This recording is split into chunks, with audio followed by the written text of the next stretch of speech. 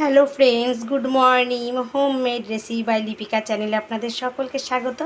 আজকে আমি আপনাদের জন্য নিয়ে চলে এসেছি এঁচোড়ের চচ্চড়ি রেসিপি নিয়ে। এখানে আমি এঁচোড়টাকে পাতলা পাতলা করে কেটে বয়েল করে নিয়েছি। আর এখানে আমি নিয়ে নিয়েছি আলু কেটে। আর এখানে মশলার জন্য আমি নিয়ে নিয়েছি হলো পেঁয়াজ কুচি, আদা কুচি, রসুন আর টমেটো। আর এখানে নিয়ে নিয়েছি 3টে শুকনো লঙ্কা, জিরে, সর্ষে, হলুদ আর লবণ। আমি এবার আলু আর এঁচোড়টাকে ভালো করে ভেজে নেব। আমি আলুগুলো কড়াইয়ে ছেড়ে দেব। আলুগুলোকে লাল লাল করে প্রথমে ভেজে নেব। আমার আলু ভাজাগুলো হয়ে গেছে, আমি আলুগুলো নামিয়ে নিচ্ছি। এঁচোড় গুঁড়োকে কড়াইয়ে দিয়ে দিই। এঁচোড়গুলোকে হালকা করে ভেজে নেব।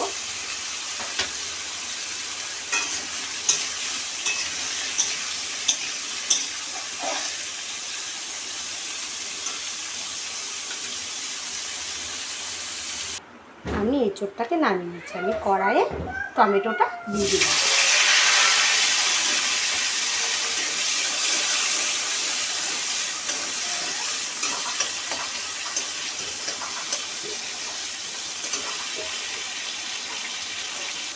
আমি সমস্ত মশলার জন্য যা যা নিয়েছিলাম সেগুলো পেস্ট করে নিয়েছি। সেগুলো আমি তেলের মধ্যে ছেড়ে দিলাম।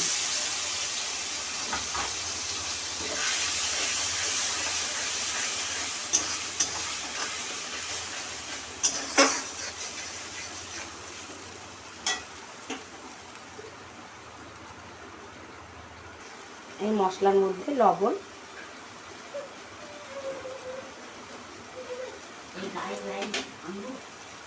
হলুদ,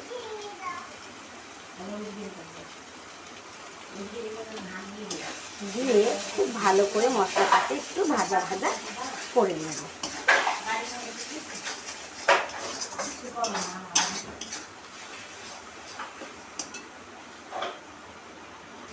এই মশলার মধ্যে আলু ভাজাটা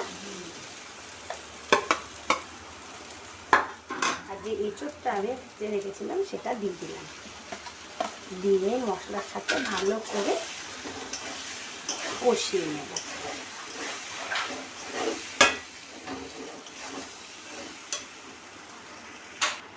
আমার এঁচোড়টা কষানো হয়ে গেছে।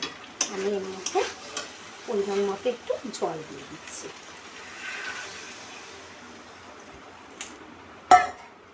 খুব বেশি জল দেওয়ার প্রয়োজন নেই, কেন এটা গা মাখা দিতে হবে।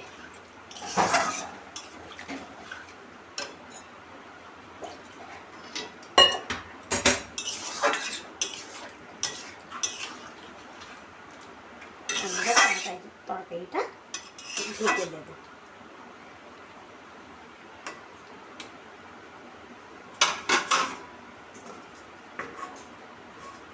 আমি গ্যাসটা আস্তে করে দিচ্ছি যাতে এটা আস্তে আস্তে হয়। আমি তরকারিটার মধ্যে সামান্য একটু চিনি দিয়ে দিলাম। চিনি দিলে তরকারিটা খুব ভালো মজে যাবে, খেতেও ভীষণ ভালো লাগবে।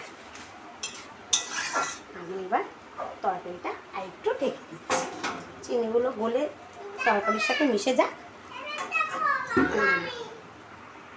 আমার তরকারিটা রান্না করা হয়ে গেছে। আমি এটাকে নামিয়ে নিচ্ছি। আমরা তো বাড়িতে অনেকেই এঁচোড় কষা, এঁচোড় চিংড়ি খেয়ে দেখেছি। আপনারা এইভাবে এঁচোড় চচ্চড়ি বাড়িতে রান্না করে দেখুন। আশা করি আপনাদের সকলের ভালো লাগবে। আর যদি ভালো লেগে থাকে তাহলে আমার চ্যানেলটিকে সাবস্ক্রাইব করতে ভুলবেন না।